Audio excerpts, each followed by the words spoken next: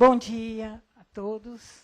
É uma honra estar aqui hoje na OAB e trazer esse assunto bastante polêmico, muita angústia, muita incerteza, e sempre quando há mudança, há uma expectativa. Então, eu vim aqui para ajudar um pouco, botar um pouco de luz nessa questão. Não que seja uma luz de alta potência, mas, enfim, vamos estudar juntos. Então, a nova mudança ortográfica da língua portuguesa. Por que nova? Porque nós sabemos que houve sucessivas mudanças. E as mudanças aconteceram desde a sua formação. Então, elas vêm vindo sucessivamente. E depois nós temos aqui a palavra ortográfica, que é orto, correto. Orto quer dizer correto. Gráfica, escrita correta. Enfim, língua portuguesa. Todos sabem que na Constituição preconiza que o idioma deste país é a língua portuguesa. Bem, amo-te, ó rude e doloroso idioma, Olavo Bilac. Todos conhecem o poeta parnasiano que fez uma homenagem à língua portuguesa, chamando-a de Flor do Lácio. Rude, porque nasceu num ambiente rude. Doloroso, porque as pessoas estudam em todas as séries e acabam sempre tendo dúvidas. Então, rude e doloroso idioma, mas muito amado. E para a gente amar mais ainda, nós temos que pensar que a escrita correta, ortográfica, ela faz parte da gramática. A palavra gramática vem de gramato. Gramato quer dizer letra. Gramato. Então, gramatical é relativa a letras. Aristóteles, já na antiguidade, utilizava a gramatiqué. Gramatiqué eram normas que eram estabelecidas, mas a partir dos poemas, narrativas de oradores, cultos, sábios. E os filósofos, a partir do discurso dos filósofos, dos poetas, elaborava-se a norma, a gramatiqué. Então, gramática é norma. E a norma da língua portuguesa? Quem fez essa norma? Quem é que normatiza e tem a capacidade de mudar esse idioma? Será que todos os idiomas podem mudar assim juridicamente? Não há problema? Enfim, segundo críticas, único, digamos assim, poder jurídico, no caso, é fazer cumprir a Constituição, de utilizar, sim, a língua portuguesa. Porque houve um tempo que se pensava em estipular a língua tupi-guarani para o Brasil. Mas a nossa Constituição, ela privilegia a língua portuguesa, o país que nos colonizou. Bem, vamos então à origem da língua. A origem da língua, para nós entendermos as mudanças ortográficas ocorridas ao longo da história, nós temos que ver desde a origem como que ela surgiu e as suas mudanças. Então, a origem da língua portuguesa, ela está lá na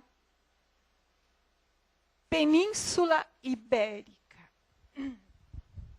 Península Ibérica, nós temos aqui no século XII aqui a Península Ibérica, onde nós tínhamos Portugal, Condado Portucalense, Galícia, onde hoje é Espanha, Gália, onde hoje é França, a Itália e até a Romênia. Toda essa região aqui, vale lembrar que península é um acidente geográfico. Essa parte é de terra que avança para o mar. Nós temos aqui o Oceano Atlântico, o Mar Mediterrâneo. Então, aqui na Península Ibérica, no século XII, por volta dos anos 1100, moravam povos bárbaros. Os iberos, celtas, godos, visigodos, suevos, eslavos. Todo esse povo era nômade e viviam por aqui, de local em local. Mas, aqui, de uma região da Itália, chamada Lácio, onde falavam uma língua chamada latim. Então, os soldados romanos dominaram o mundo e conquistaram toda a Península Ibérica, parte do Oriente e Norte da África, levando sua língua, o latim vulgar. Vale lembrar que havia dois latins. Um latim falado pelos sábios, pelos monges nos mosteiros, o latim culto da corte, e o latim vulgar falado pelo povo, pelos soldados. E é esse latim que veio para a Península Ibérica, na Gália, Galícia e Portugal. Bem, misturou a língua latina com a língua dos bárbaros. Por quê? Quem manda realmente numa língua é o dominador, é o povo dominador. E a língua, a maioria dos idiomas, nasceram em meio à selvageria das guerras, dos combates. Ela foi se desenvolvendo conforme a dominação. Quem domina é quem põe a língua. Os portugueses vieram aqui, impuseram a língua aos índios, impuseram a língua portuguesa aos índios. E eles foram obrigados a não só falar, mas também escrever em português. Estão aí, depois nós vamos falar da catequese e vocês vão verificar isso. Agora imagine, os povos bárbaros, suevos, iberos, que tinham uma língua primitiva, somente oral, não tinha nada escrito. Agora, falar e escrever em latim. Os documentos oficiais eram todos em latim.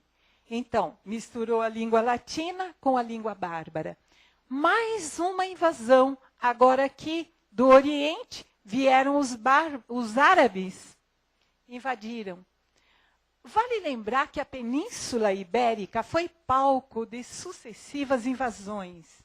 E os árabes dominaram a região por muitos séculos. E não conseguiram tirar o latim. Por quê? Porque a presença dos romanos, a presença latina era muito forte. Então, os árabes influenciaram na cultura, em até muitos termos da língua portuguesa são de origem árabe, principalmente os que começam com al, que é o artigo árabe, al-Mustafa, al-Sheikh, al. Daí nós temos alface, alfazema, almoço, álcool. Então, os árabes também influenciaram. Mas vamos agora misturar a língua bárbara, mais do latim, mais do árabe. Deu origem à língua básica da língua portuguesa e as demais neolatinas. Então, essa mistura é chamada língua galego-portuguesa, romanço ou romance. Essa língua é a língua da primeira literatura de Portugal. Lembram-se da Ribeirinha? A Ribeirinha, que é do primeiro trovador Paio Soares Taveiroz. Ele trovava assim em 1189. No mundo não me sei parelha, mentre me for como me vai, e eu moiro por vós, minha Senhor, branca e vermelha. Não havia a palavra corada, então falava branca e vermelha. Queredes que vos retraia? Quando vos vi em saia, mal dia me levantei, quando então não a vi feia. É que ele a viu só de saia, sem o manto. Então ele não a viu feia, né? Gente, essa já deu para ter uma ideia da Ribeirinha. Primeiro documento literário de Portugal, a certidão de nascimento e de batismo da língua portuguesa escrita. Bem, essa língua, essa linguagem foi evoluindo através dos tempos, porque uma língua é viva. Foi evoluindo até que Portugal, já não mais Portocale, mas em Portugal, no século XV, já começa a obter uma transformação política, econômica. E Portugal e Espanha, aqui Galícia, ao mesmo tempo evoluindo, os dois, agora competindo. Portugal e Espanha, competindo na dominação aqui das terras, e agora competindo, entrando Oceano Atlântico adentro. Então, nós tivemos no século XV, mais precisamente em 1515, a dominação de Portugal aqui em Celta, depois Açores e algumas ilhas, até que em 1492, quem apareceu? Cristóvão Colombo. Cristóvão Colombo, com o apoio dos reis da Espanha, ele sonhava em contornar aqui e chegar às Índias, através do Ocidente.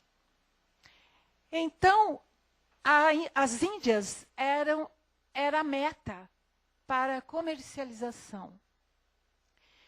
O que ele encontrou foram terras da América, em 1492.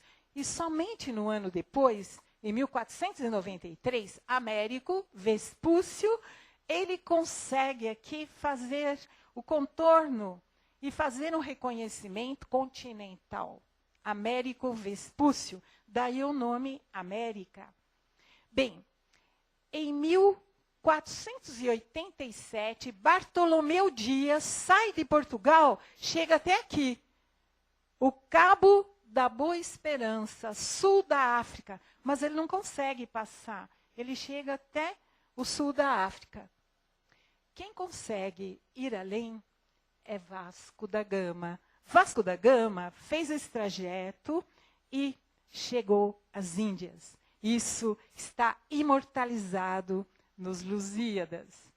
Camões, na sua primeira estrofe, primeira oitava de Os Lusíadas, diz: as armas e os barões assinalados que da ocidental praia lusitana, por mares nunca dantes navegados, passaram ainda além da Taprobana, sendo que a Taprobana seriam as ilhazinhas aqui, inclusive o Ceilão. E chegaram, e em terras remotas, fundaram um novo reino que tanto sublimaram. Então, Camões, ele canta essa expansão da terra, expansão da fé também, a expansão da evangelização. Por quê? O Vasco da Gama, ele não veio direto. Ele veio evangelizando os povos e conquistando terras aqui, Guiné-Bissau, São Tomé e Príncipe, Angola, Moçambique.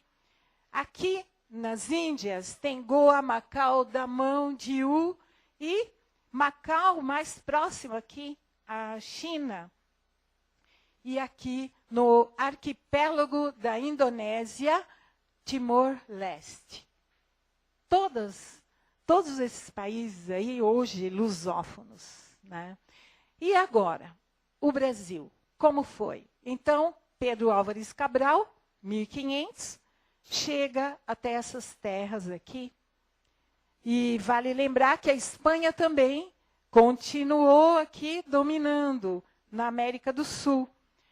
Quando foi em 1494, instituíram o Tratado de Tordesilhas, que fazia isso, ó, dividia aqui um eixo. As terras do lado do Oriente eram de Portugal, do Ocidente do Brasil, da Espanha. Então, hoje nós temos todos esses países aqui, Colômbia, Venezuela, Peru, Bolívia, tal, até Argentina, falam castelhano. Por quê? Porque aqui na Galícia tinha o reino de Castela, quando ainda não era Espanha e Portugal, havia a Galícia. Nas terras de Castela tinha uma língua.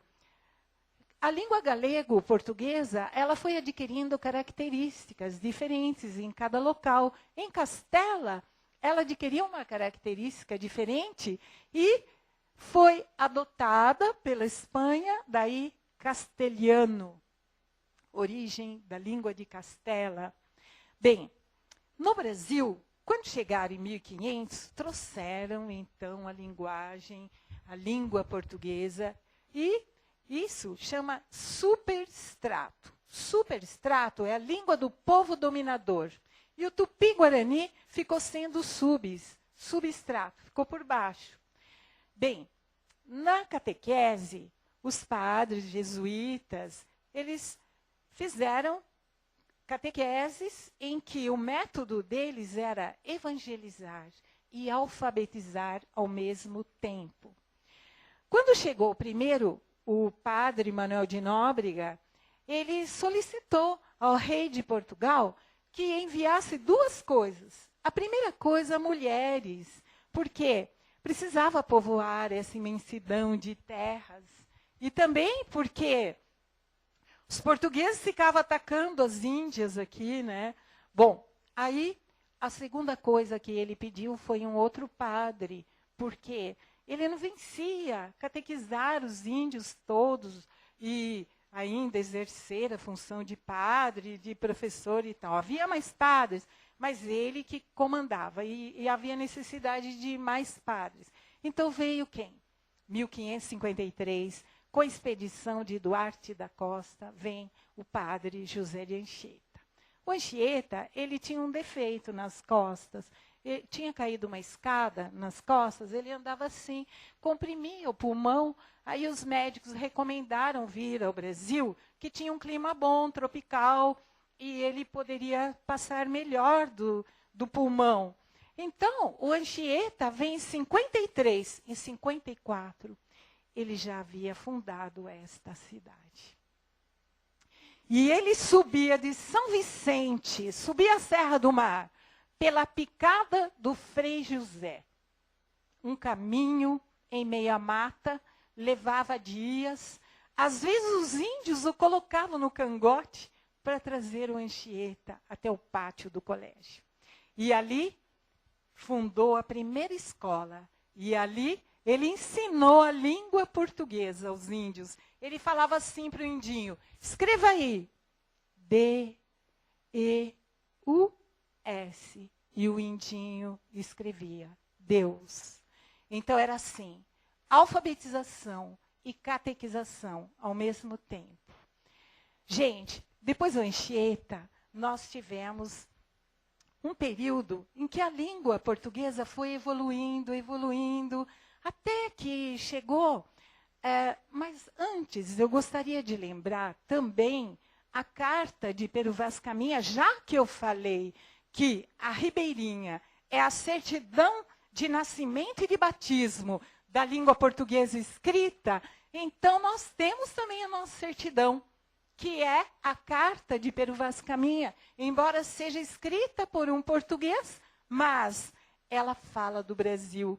Na carta de Pero Vaz Caminha, ele diz assim, achava até que era uma ilha, ele diz assim, de ponta a ponta é toda a praia, muito chã, quer dizer, muito grande, e muito fermosa que não pode mais ser. Nela não sabemos se há ouro ou prata, mas em se plantando tudo dá, pelo bem das águas que tem. A carta de Pero Vaz Caminha é a certidão de nascimento aqui da literatura no Brasil, das letras no Brasil. Bem, depois nós tivemos o Anchieta. O Anchieta foi o nosso primeiro gramático. A primeira gramática de Portugal é de 1536. Linguagem portuguesa. No Brasil, em 1594, o Anchieta lança um opúsculo em tupi-guarani e português. Ele conseguiu decifrar o tupi-guarani para uso dos outros padres, porque ele já se comunicava com os índios. Então, os demais padres precisavam batizar, extrema-unção, catequese. E o Anchieta fez a primeira gramática, que é denominada um opúsculo. Opúsculo quer dizer diminutivo de antologia, mas pode ser também um pequeno dicionário. Bem, a língua foi evoluindo, até porque a etnia aqui no Brasil, depois com o tráfico de escravos, e mais os índios, vale lembrar que os índios têm esse nome, porque quando eles chegaram ao Brasil, pensavam que tinham chegado às Índias. Achavam que eram as Índias dessas terras. Por isso, denominaram o selvagem de índio. E ficou o índio do Brasil, índio do Brasil. Gente, a língua foi evoluindo cada vez mais. E depois nós tivemos a consagração da língua que atingiu o auge com o Alencar, no romantismo. José de Alencar, que utilizou essa língua magistralmente. E depois o auge também com Machado de Assis, a nossa língua portuguesa do Brasil. Né? Gente, então, essa língua, ela vai evoluindo até que vão acontecendo as mudanças. Vamos ver agora. Aí nós temos as conquistas, já para gravar num flash aí visual, as datas que eu disse. 1487, 1492, 93, Américo Vespúcio, 94, Tratado de Tordesilhas, 98, Vasco da Gama, e 1500, o descobrimento do Brasil. Os países da África conquistados por Portugal. Então, Açores, Ilha da Madeira, Ilha do Cabo Verde, Ilha de São Tomé e Príncipe, Guiné, Angola, Moçambique. Os países lusófonos, todos que falam a língua portuguesa. Os países da Ásia, nós temos Goa, Macau, Damão, Diu. E o Timor-Leste, que faz parte da Ásia, mas está no arquipélago da Indonésia. Hoje, Goa, Damão e Diu estão subjugados. Macau, 30% fala português, o restante fala chinês, porque Portugal devolveu Macau à China. Mas ainda tem uma porcentagem de língua portuguesa. Histórico das reformas. Então, 1536, a primeira gramática de Portugal. 1554, o opúsculo em Tupi-Guarani de Anchieta. Em 1700, foi muito interessante isso. Em 1700, estudava-se francês nas escolas. Por conta do iluminismo, as influências de Rousseau, Voltaire, e estudava-se francês e não português, instituído como disciplina. Tinha português, mas como instrumento para se estudar as demais disciplinas. E o importante era estudar francês. Houve uma fase galicista, onde o principal era saber falar bonjour, abajur, menu, garçom, até que foi instituída a obrigatoriedade do ensino do português nas escolas. E depois, no século XIX, anos 1800, aí sim, foi quando deslanchou a língua portuguesa. 1911, Portugal realiza uma grande reforma, mas o Brasil continua na mesma. Em 1943, é a vez do Brasil realizar a sua reforma. Caem as letras H, de farmácia, fósforo e outras. E vale lembrar que a base da nossa língua atual é a de 43. 1945 houve uma reforma em Portugal, mas o Brasil continua com a de 43. Então, vejam como não havia sintonia.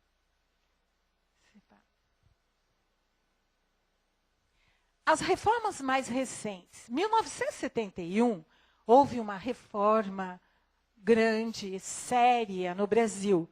Caem os acentos diferenciais. Interessante que... Volta um pouquinho, por favor. Interessante... Não, volta a próxima. Isso. Interessante que muitos alunos apareciam com acento em ele. Aí a gente reclamava com o aluninho, criança. Não, professora, meu avô falou que tem esse acento. Então, as crianças faziam as tarefas com os avós e eles mandavam colocar o acento em ele. E até hoje, de vez em quando, por aí, a gente vê em banheiros e rodoviárias, alguns lugares, o ele acentuado. A gente nem sabe se é para diferenciar por causa do chapeuzinho, que a turma chama, né? Ou se é realmente porque estão na ortografia antiga. Pode continuar. Imaginem que toda era acentuado, porque havia toda, um pássaro, cuja raça já havia sido extinta na Amazônia. Toda era um pássaro. Então, em 71, cai esse acento. Boa. Boa era acentuado também, e na reforma de 71, perde o acento. Patroa. Estrela, porque tinha o verbo estrelar. Vamos estrelar ovos? Bater os ovos e quebrar assim sobre a frigideira. Era estrelar ovos. Hoje não se usa mais esse verbo, né? Poucas pessoas usam estrelar ovos. Então, ele, toda, boa, patroa, estrela, eram as palavras acentuadas, que já foi feita uma boa limpeza desses acentos, ficaram poucos diferenciais, os que nós conhecemos hoje, antes da reforma. Portugal aproxima, mas olha o que Portugal continua acentuando até hoje. Sozinho. Muda o acento agudo para o grave. Vale lembrar que o acento grave, hoje nós usamos para crase apenas. Mas Portugal ainda usa sozinho. Também, cafezinho passou a cafezinho. Acento grave. Essas reformas, para Portugal, elas são muito maiores. Chega a quase 2%. No Brasil, é mínima. Por quê? Por que essas palavras? Porque é para ficar igual, igualar, equilibrar Portugal e Brasil. Esse é o acordo. Então, essas palavras, sozinho, café, cafezinho, agora vão ter que sair. Continuo só, mas não sozinho. 1988, vamos ver a reunião entre países luso-africanos e brasileiros. Reúnem-se os representantes dos países lusófonos para discutirem as diferenças que estariam impedindo o prestígio. Agora sim, tocou numa palavra, prestígio da língua portuguesa no mundo. A escritora Lígia Fagundes Telles, ela esteve num congresso de livros, uma feira de livros em Frankfurt, e ela disse que, quando ela falava na palestra, as pessoas não sabiam o que ela estava falando, não conheciam a língua portuguesa, mas se aproximavam. E ela indagava o tradutor, por que as pessoas ficavam tão atentas? E aí a explicação que a nossa língua, ela é musical. A nossa língua, ela tem tonalidades, graças ao latim, que tinha as sílabas, tem as sílabas longas, breves, e aqui para o Brasil passaram a tônicas, átonas. Isso dá ritmo e musicalidade à língua portuguesa. Existem idiomas que são monótonos. Sempre aquele monocórdio, o mesmo tom. São línguas monótonas. A nossa, segundo a Lígia, é musical. E chamou atenção em Frankfurt.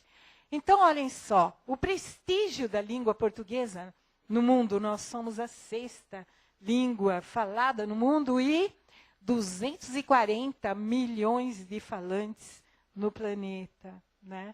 Em 1990, com base nesses projetos, foi elaborado o anteprojeto de bases da ortografia unificada da língua portuguesa, que conduziu ao acordo. Então, vejam que foram passos longos, e aquilo foi amadurecendo, não foi de uma hora para outra. Mais reuniões. Em 1994 e 98, encontros em Cabo Verde, para ratificações da mudança, as quais foram proteladas. Ao final, nem chegaram a ser ratificadas.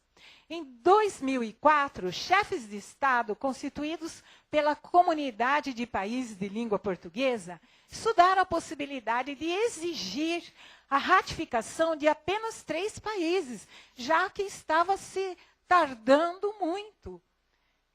Aquilo estava moroso demais. Então, resolveram Portugal, Brasil e Cabo Verde.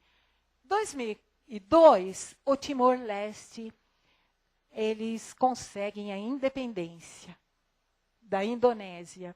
E aí entra também.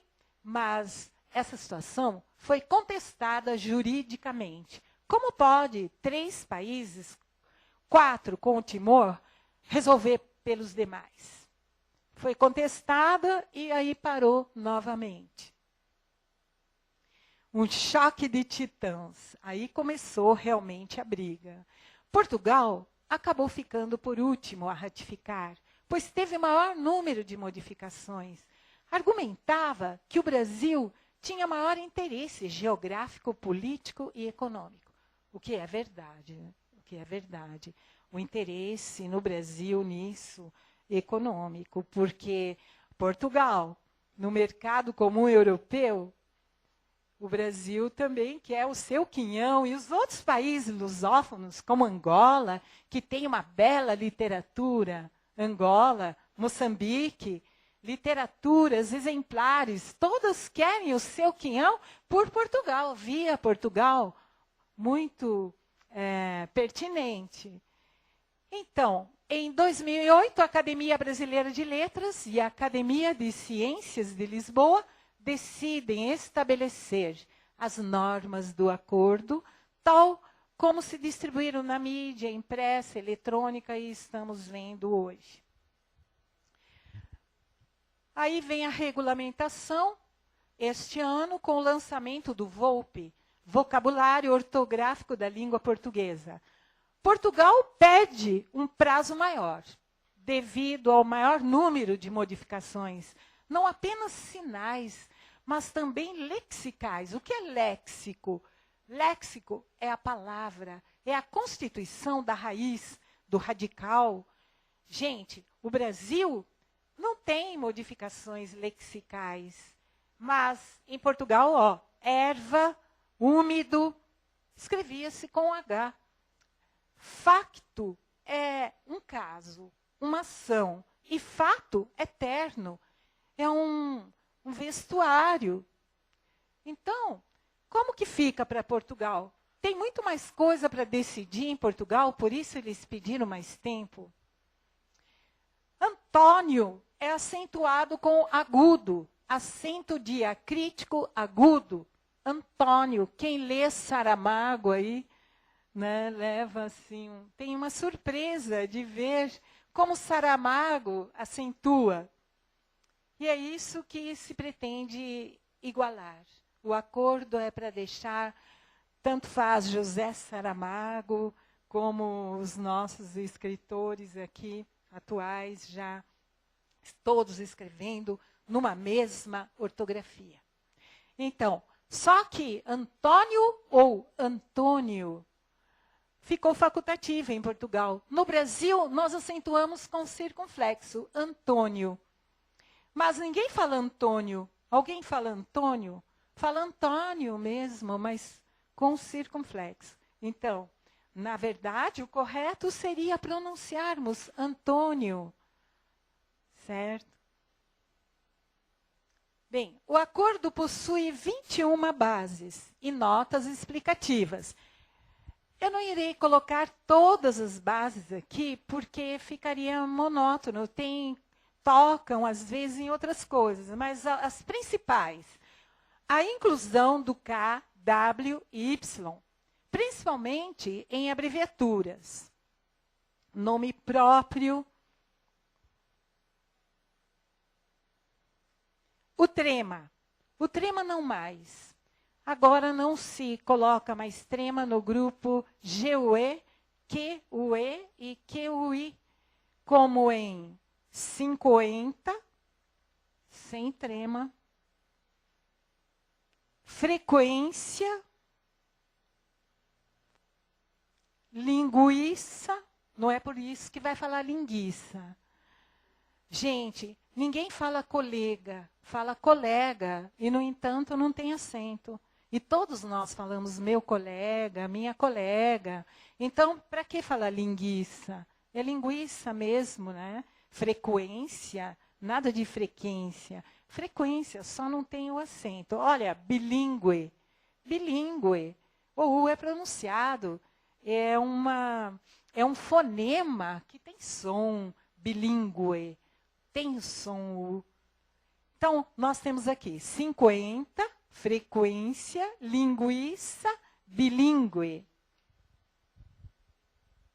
Hífen. O hífen parece-me que está tirando o sono de muita gente, né? Principalmente as pessoas que escrevem quase todo dia. Mas não é tão difícil. Para isso foi dado um tempo, até 2012, a assimilar o uso do hífen e demais acentos. Então, é para ir com calma, não se desesperar, né? E vale lembrar aqui que não é assim, caiu em tudo, não tem mais hífen. Gente, as palavras que são compostas, substantivos compostos, como porco-espinho, arroz doce, caneta, tinteiro, continua com hífen.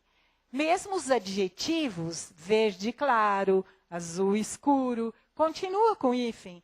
O hífen só vai ter mudança nos prefixos. Prefixo antes de H. Super é um prefixo. O que é prefixo? Coloca-se antes do radical. E, geralmente, os prefixos, eles não têm autonomia vocabular. A autonomia é relativa. Claro que nós sabemos o que é super, mas ele vem acompanhado do outro vocábulo. A autonomia dele é relativa. Então, isso é prefixo. Super-homem. Anti-higiênico. Então, antes de H, vai continuar o hífen. Exceção, subhumano.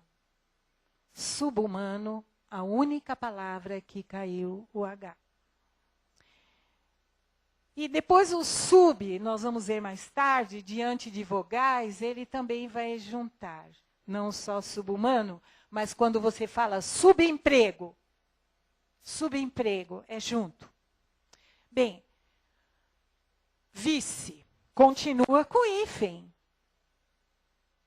Vice-campeão, vice-presidente, vice-diretor, continuam separados por hífen. A hífen também, quando o prefixo é terminado em vogal diante de palavra que inicia com a mesma vogal. Vamos ver. Contra-ataque. A mesma vogal no prefixo e no vocábulo, então separamos por hífen. Contra-ataque. Semi-interno. Anti-inflamatório. Micro-ondas. Agora as propagandas nas publicidades, onde temos micro-ondas junto, vai ter que mudar. Aí as palavras novamente. Contra-ataque. Semi-interno. Anti-inflamatório. Micro-ondas. Então é só pensar um pouquinho que logo, logo todo mundo já fica assimilado, assimila esse caso. A hífen também em prefixo terminado em consoante, diante de palavra iniciada com a mesma consoante. Interracial. Termina com R e inicia com R. Subbibliotecário. O prefixo tem B e a palavra B. Interregional. Superresistente. Interracial. Subbibliotecário. Interregional. Superresistente. Separado por hífen por causa da repetição da mesma consoante. A hífen ainda, no prefixo sub, diante de palavra iniciada com R. Nós vimos que sub-humano caiu o H. Subemprego é vogal, mas quando tem R, coloca-se hífen. Sub-região, sub-raça, sub-reinado. Sub-região, sub-raça, sub-reinado. A hífen também, quando o prefixo é circum e pan, diante de MN e vogal. Então, nós temos lá, circunnavegação. Então, a necessidade do hífen. Subemprego, como é vogal, junta, subemprego. Tá? Fica uma palavra só. Circunnavegação, pan-americano. Então, quando termina em MN e depois nós temos uma vogal, ou M e N também. A hífen ainda, nos prefixos ex-professor, continua com hífen. Sem terra, continua com hífen. Além, mar. A quem, rio. Pós-graduação. Pré-projeto. Pró-asilo. Recém-nascido. Então, esses prefixos, e, sem, além, a quem, pós, pré, pró e recém, continuam com hífen. Porque eles não têm, são prefixos que eles não têm autonomia total de significação. Expressões que indicam sequência, como Ponte Rio-Niterói.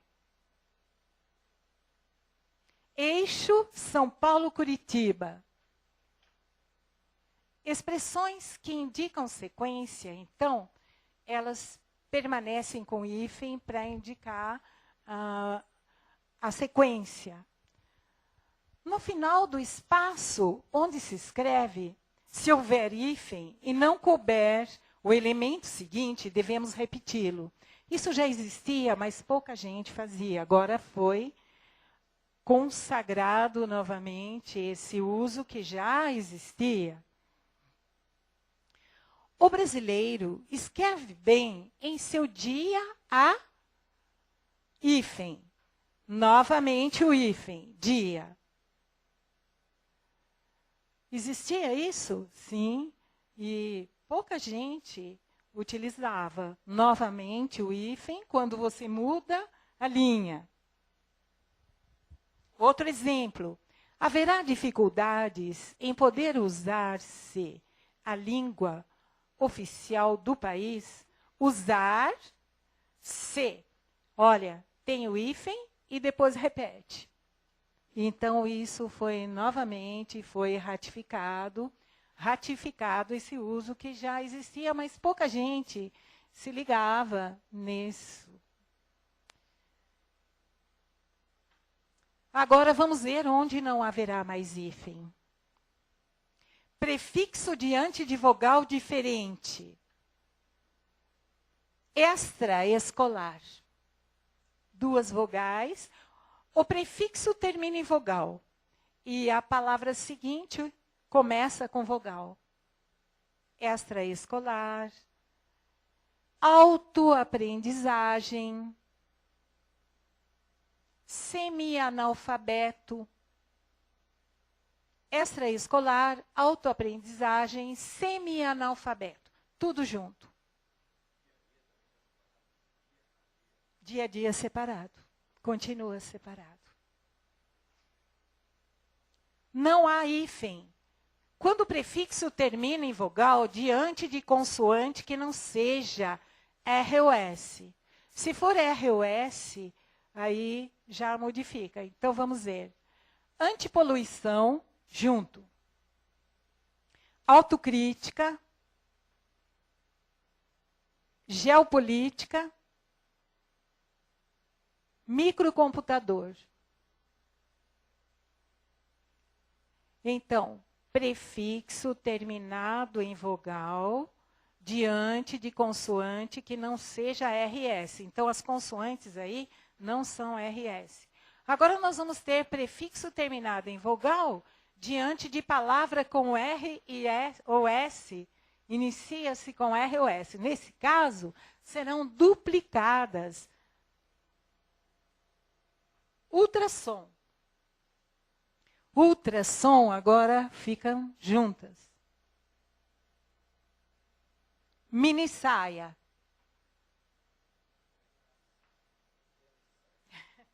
Antirrugas. Ultra resistente.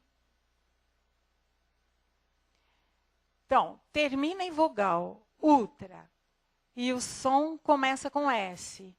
Então, dobra, ultrassom, mini, saia, anti-rugas, ultra resistente. Não haverá hífen agora com prefixo com consoantes diferentes. Hipermercado, prefixo termina em R. E a consoante é diferente de R, então M. Hipermercado, intermunicipal. Ou com vogal. Super interessante, também fica junto. Hiperativo termina em R, mas a vogal ativo, então junta. Supermercado começa com M, consoante, e aqui começa com vogal. Então, em ambos os casos, junta-se. Super amigo. Interestadual, junto.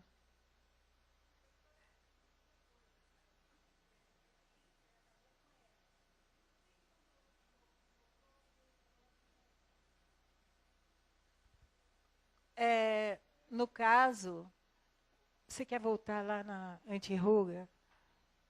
Volta lá, vamos ver lá o caso.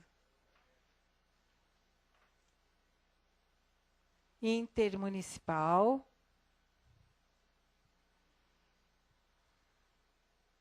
Olha, antirruga. Então, termina em vogal diante de R ou S. E o que você perguntou?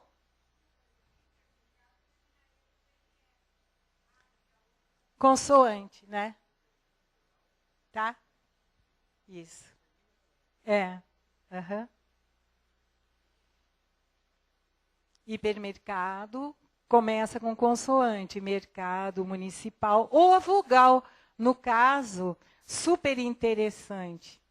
Usa junto, hiperativo, super amigo, interestadual. Uso consagrado. Nisso não foi mexido. Por quê? Uso consagrado já é de muito tempo a palavra pontapé, que é uma aglutinação de ponta e pé. Essa união já é consagrada pelo tempo, tanto no Brasil quanto em Portugal. Então, o acordo é para unificar. Portugal também já escrevia-se assim, girassol, pontapé, paraquedas, junto. Para-brisa, pontapé, girassol, paraquedas, para-brisa. Agora nós vamos para a acentuação. Acentuação, tem aluno principalmente que fala para mim, nossa, caiu, mas eu nem sabia que tinha.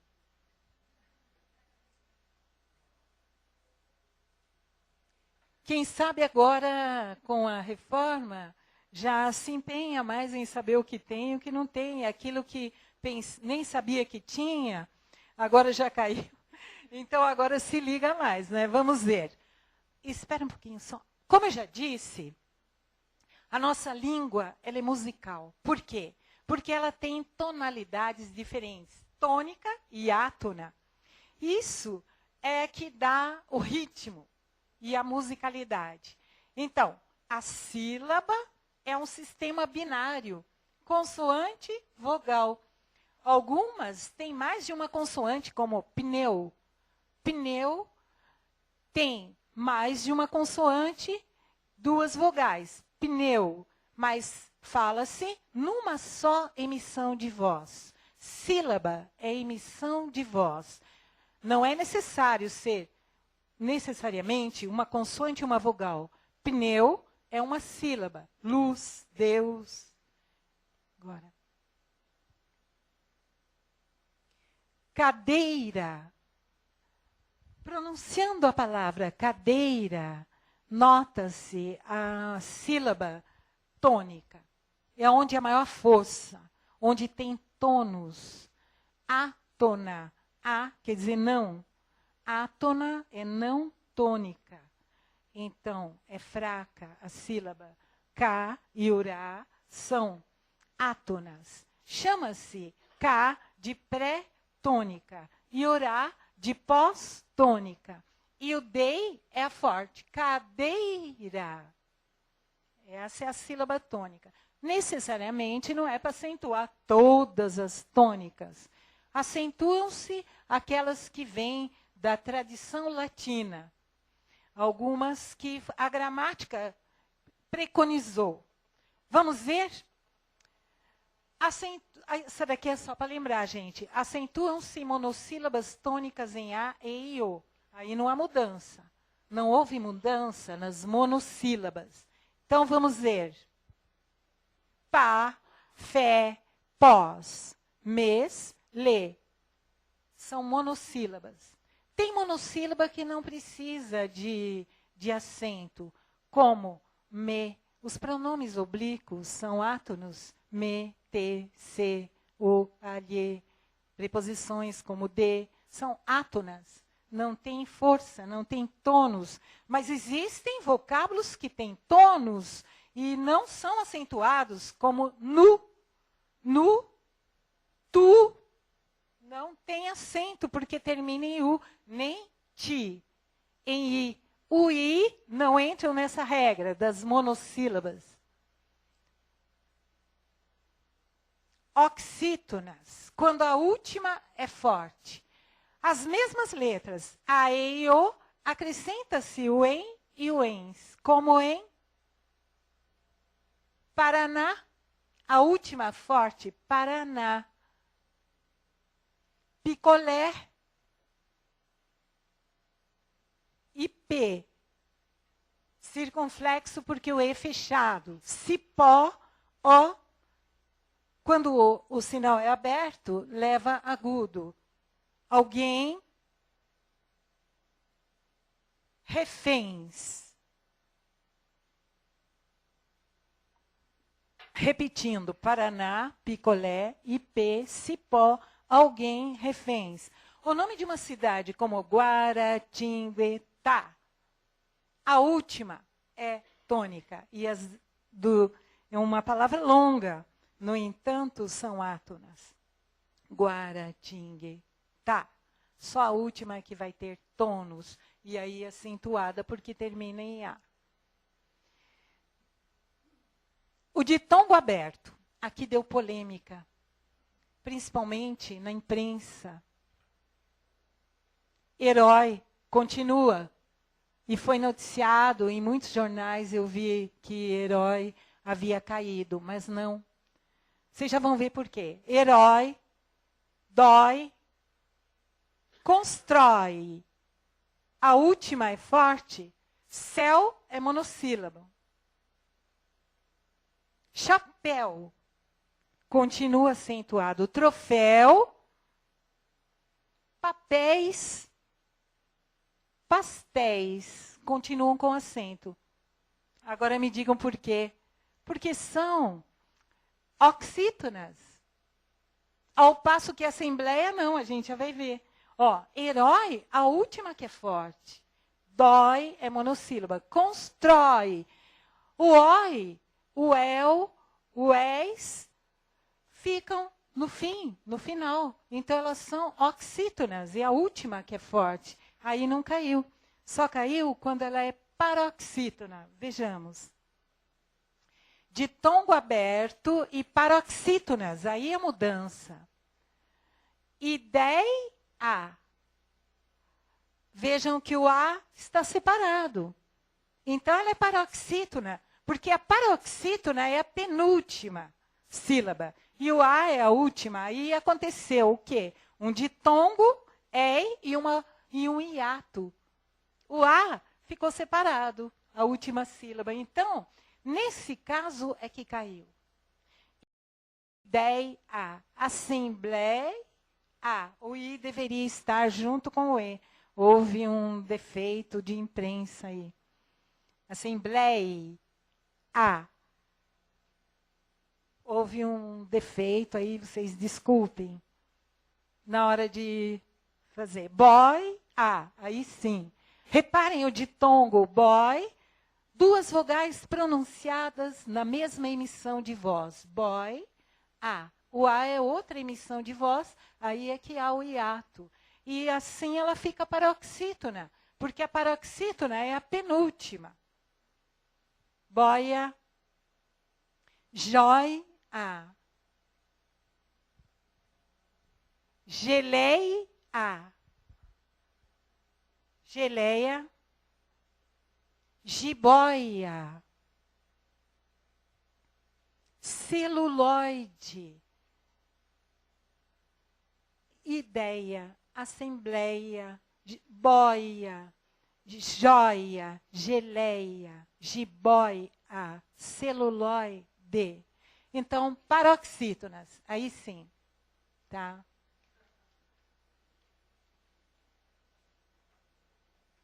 O hiato tônico. Existem hiatos que são tônicos, fortes, como em saída, permanece acentuado. Saída. Egoísta, o S pode estar junto. Saúde. Saída, egoísta, saúde. O hiato é tônico. Então, o A separado do I. Sa, I. O I é outra emissão de voz, então é hiato. E, go, is, tá. Saúde. E a mudança, onde está? A mudança está aqui, ó. Quando eu tenho um ditongo antes, duas vogais juntas, numa mesma emissão de voz. By, u, k. Então, eu tenho um hiato após um ditongo. Aí é que caiu. Antes era acentuado. Aí os alunos às vezes perguntam, professora, o que é baiuca? Bom, baiuca, um casebre, como? Uma tapera, né? Uma tapera, uma baiuca. Mas, às vezes, o nome é utilizado em restaurantes sofisticados, porque o nome é raiz, né? É cultural. Baiuca é cultural. Então, baiuca era acentuado antes. Outra palavra mais comum, feiura. Feiura era acentuado. E agora não mais. Por que não mais? Porque em Portugal não havia esse acento. E conforme o acordo, para ficar igualado, o Brasil abriu mão desses acentos para ficar unificado. Já que Portugal não utilizava isso desde 1945. Na época de 1945, o Brasil não se importou. Portugal fez a mudança, fez as suas regras, o Brasil, até que Portugal convidou para unificar. Mas não houve empenho no Brasil. Não foi levado a sério essa unificação. Então, agora sim, que está igualando a de Portugal. Igual aqui, bocaiúva. Em Portugal nunca era acentuada. Aí o Brasil agora teve que tirar. Então ficou baiuca, feiura, bocaiúva. Não mais acentuado. Paroxítonas. Agora é só para lembrar. Continuam acentuadas. Para não pensarem que caiu de tudo. Ó, repórter, bônus, essas são as regras que permanecem, sempre foram, né? Bônus, tórax, hífen, paroxítona terminada em N, paroxítona em L, fácil, álbum e álbuns. Enhão, órgão, paroxítona enhão, imã, PS, fórceps, bíceps. Então, isso é só para lembrar. Quando termina em R, US, X, N, L, nós damos para os nossos alunos a palavra roxinol, né? Roxinol, menos o O. Bem, os ditongos também são acentuados quando paroxítonos, série. Ó, ditongo, pronuncia-se junto. Série. Não pode dividir, série. Porque essas duas vogais no final são pronunciadas juntas. É um ditongo. Série. Ciência. Água. Série, ciência, água. Mudança. Não mais se acentuam as paroxítonas terminadas em o, vou, o. Dois os juntos, sendo paroxítona, por quê? Porque a penúltima sílaba, vou, o, era acentuada, né, com o circunflexo, hoje não mais. Vou, abençoo, enjoo, perdoo, veem. Agora os verbos. Verbo ver no plural. Eles veem. Antigamente, tinha acento no primeiro E. E, às vezes, os alunos colocavam no meio. Professora, mas é para cá. Eu falo, não, está mais para lá. Não, é para cá. Então, já que não punha mesmo no lugar certo, é bom que fique sem. Deem. Aí é o subjuntivo do verbo dar, que eles deem. Eles leem, aí é presente. Creem, eles creem.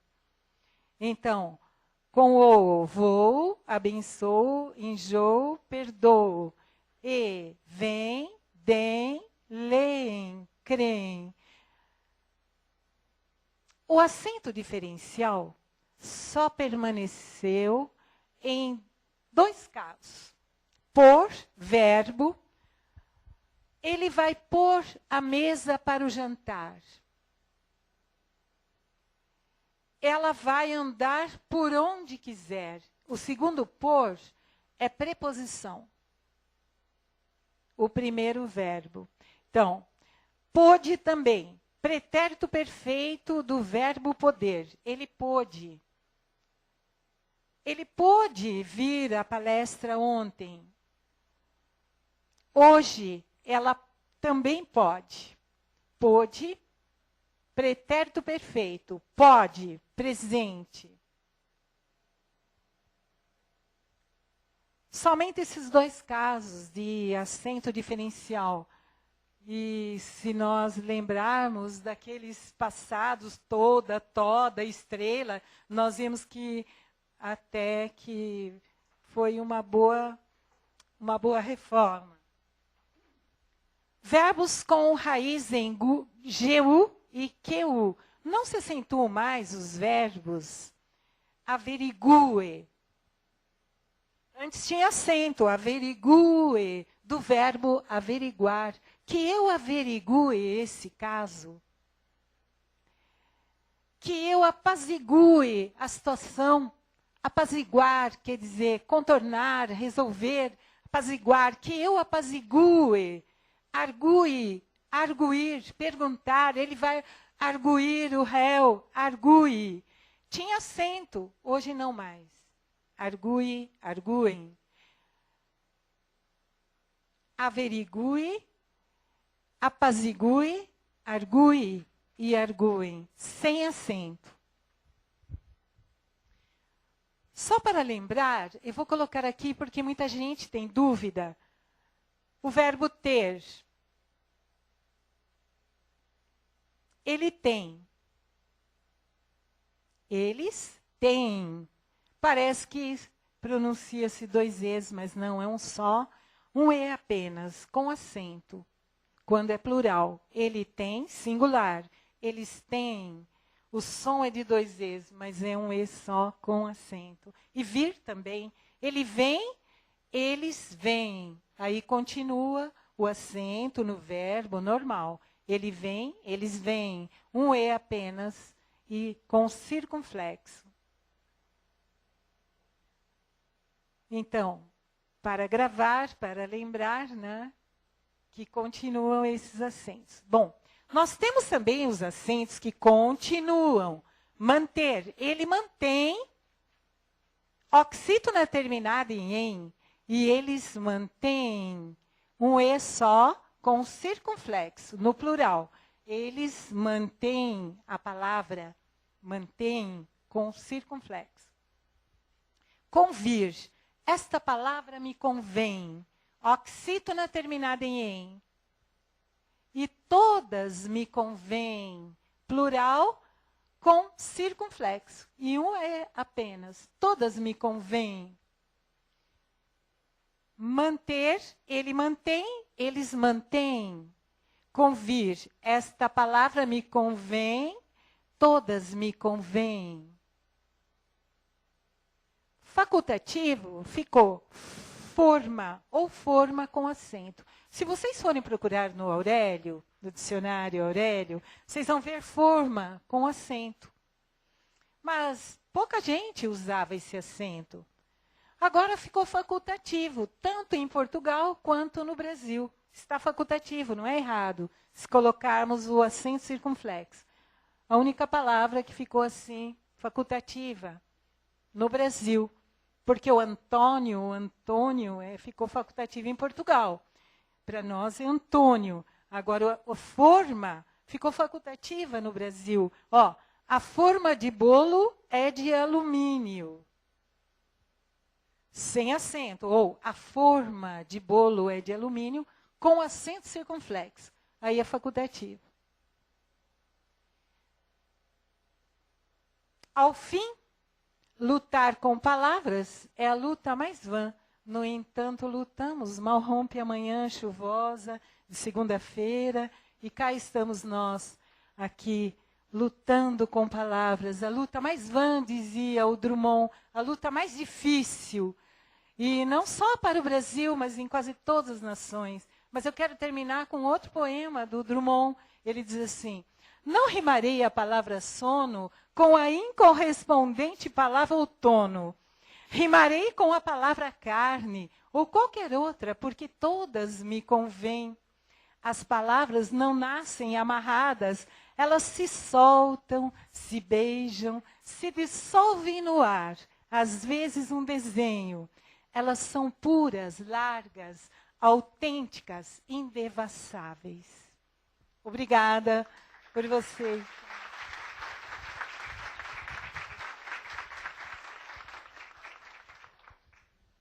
Agora, quem desejar fazer alguma pergunta? Eu penso o seguinte, o que me deixa perplexo é que há muitos pontos que eu tenho a impressão que houve retrocesso. Por enquanto, eu creio que ninguém falou, mas é necessário falar. Essa questão de concordar muito, eu me repilo, né? Tá certo, repilo, né? Eu repilo um pouco, porque me parece que o Brasil acabou sendo um líder no idioma. Então, não há que seguir Portugal, não há que se impressionar muito com Portugal. Essa que é a verdade. Eu sinto muito, eu sou descendente de português, eu sinto muito, mas a verdade é essa. Nós tomamos conta e demos até uma melodia melhor do que o próprio português de Portugal. Então, seria bom ver isso. Por outro lado, podia se aproveitar para, nessa efervescência de mudança, se corrigir muitas coisas. Eu tenho um amigo advogado, é uma dificuldade, ele fala adquirir o tempo todo. E eu estou adquirir. Então, esses vícios seria conveniente mudar. E mesmo a palavra forma e forma, eu tenho a impressão, na hora agora não consegui nenhuma frase, mas deve haver ocasião em que atrapalha um pouco. Eu vejo manchetes que usa confundindo. E isso que eu acho que é interessante. Eu vejo palavras, por exemplo, que tinham que ser corrigidas. Eu criticava, mentalmente ou falando, eu via inexorável, e eu via, de repente, eu vi uma pessoa de cultura falar inexorável. Eu, na hora, fiquei indignado, falei, como pode esse fulano com tanta cultura? Depois, um tempo, caía a ficha, peraí, mas ele tem tanta cultura, como que ele pode errar? Fui vendo o Aurélio, tinha lá a pronúncia, é inexorável. Todo mundo, inclusive eu, falava inexorável. Então, essas coisas a gente precisava corrigir, principalmente o advogado, que todo mundo acha que o advogado fala muito bem português, e não é verdade. Né? Não é verdade. Tá bom, é só mas isso. Que fala melhor, né? É terra de cego, né? Tá bom? Muito obrigado. Pois não. A última. Esse mal rompe amanhã, quer dizer, o contrário de nem bem rompe amanhã. Mal com L, contrário de bem, que é outro problema que as pessoas usam com U, muitas vezes, né? Mal rompe amanhã. Oi, meu nome é Lemuel, parabéns pela brilhante palestra, mas tenho uma pequena dúvida quanto à palavra fluido. Tem ou não tem acento? Olha, a palavra fluido, a pronúncia correta é fluido, não fluido. Então, ela não tem, é fluido, Tá, ditongo. Sim, mas e no caso do particípio do verbo fluir? Bom, aí no caso do fluido, aí o verbo fluir, e nós temos o fluido, que é o material, né, o produto. Aí no particípio do verbo fluir, usa-se o acento por ser hiato. Ok. Uma segunda pergunta, a palavra para-raio. Ela é junto ou separada? Agora ela ficou junto com 2 R's. Ah, perfeito. Agora tem questão que o colega comentou em relação à língua, né? A senhora comentou no início que se fala 240 milhões de pessoas no planeta falam português. Isso. Mas não podemos esquecer que 190 está no Brasil. Isso é verdade. Isso é uma grande diferença. E Verdade. nós temos o regionalismo nosso, próprio, Riquíssimo. que é muito rico, que também não pode se deixar esvairar. E em função disso, não sei se seria, né, a grande oportunidade de nós termos a nossa língua específica, né? Porque não agora a grande oportunidade de não se aderir a nada e ter a nossa língua brasileira. Eu acho que seria a grande oportunidade. Mas isso Seria a grande oportunidade. Mas e só em relação o colega comentou também, em relação à forma, eu não consegui arrumar uma frase, mas no para, eu consegui, até isso eu vi no jornal. Trânsito para São Paulo. O que quer dizer? O trânsito parou ou está indo para São Paulo? Está na manchete do jornal, trânsito para São Paulo. Quem lê não sabe especificamente o que quer dizer. Se o trânsito está indo ou se o trânsito parou. Tá, tudo bem, mas lendo depois, isso na manchete, Ok. mas lendo depois, subentende-se pelo contexto, né? Naturalmente, que continuando a leitura, vai saber o qual é. Só na manchete que pode, né? Eu vi isso também. Estava sem acento. Estava sem acento, não tem mais diferencial. Eu Nem vi na poderia ter, folha. né? Aham. Era só essa colocação. Também, né? Verdade. Aham. A forma do bolo é redonda. O bolo redondo não é a forma. É É só isso aí. verdade. Obrigado. Muita coisa. Isso deve ser a riqueza da nossa língua. Deve ser a riqueza que a língua portuguesa ela é muito sutil, tem muita variabilidade. Pois não. Verdade. Professora, 50 não tem trema. Não. Mas eu posso escrever 50, Não. C-O-E? Não pode, tem até banco que não paga. Ah, o Não Itaú pode. paga. A única palavra que você... Banco nunca paga. Paga. É verdade. Mas não houve essa discussão? Gente, olha, a única palavra que é facultativo... Como? Desculpa. Até se não tiver escrito correto, também não. Não paga. Gente, mas a única que é facultativo é 14 e 14. Única. 50 tem que ser mesmo com QU. É correto falar parabenizar ao invés de dar os parabéns? Parabenizar, sim, existe, é correto. Parabenizar quer dizer congratular, tá? Congratulação, parabenização. A nossa língua ela é riquíssima, permite. Agora, tem termos forçosos, como modismos, como esse gerúndio, gerundismo. Amanhã eu vou estar ligando. Se o gerúndio é uma ação verbal simultânea à fala, por exemplo, eu estou falando, mas o meu ato é junto com a fala. Estou telefonando. Isso é gerúndio. Agora, como eu posso amanhã estar telefonando? É um erro crasso. Não se usem. É um modismo imexível. Existem certas... Em vez imexível do ministro. Inventou, é verdade. É verdade. Gostou, né? Está usando também? É, beleza. Gente, existem certos termos que estão sendo incorporados, até no novo OAS, estão sendo incorporados por causa da internet. Então, e outros termos, como airbag. Se a gente falar bolsa de ar, não cai tão bem como airbag. E outros mais estão sendo. A língua é viva, rica. Ela progride. Pois não. Professora, bom dia. Bom dia. Existem palavras como intuito, circuito, mas eu vejo muitas pessoas pronunciarem gratuito. É verdade. O certo é gratuito. Obrigada. Gratuito. Nada de gratuito. Não é hiato, é ditongo. Obrigada.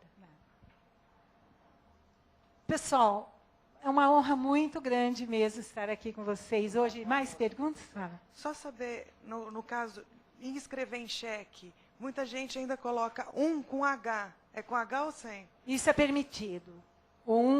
Até para evitar fraudes e colocar 20, 30. Então, é permitido no banco. eles aceitam. E extra é extra ou extra? Muita gente. Olha, se for lá no Nordeste, o Gilberto Gil, extra, e aqui, extra. Então, existem as duas pronúncias como regionalismo, mas naturalmente, oficialmente, é extra. E a última, Xerox ou Xerox? Xerox em inglês. Mas essa máquina que tem o nome daquele que fabricante, aquele que criou, né? Xerox. Agora, o certo para nós seria uma xerocópia, uma cópia no Xerox. O correto é Xerox, oxítona. Se falarmos Xerox, é porque estamos falando em inglês. Certo? Por favor, sempre dizem que para escrever E ou, tem a barra, né? Diz que isso aí Sim. é bancário. Uhum. Não é correto escrever E barra ou? Olha, é um costume bancário. Mesma coisa também para fazer números, em vez de vírgula, colocar ponto zero. No Brasil, e fora o setor bancário, é vírgula, zero. E essa questão da barra, do ponto, passou do sistema bancário para a linguagem comum. Não há erro. Ah, não. É correto, então. Correto. Obrigada.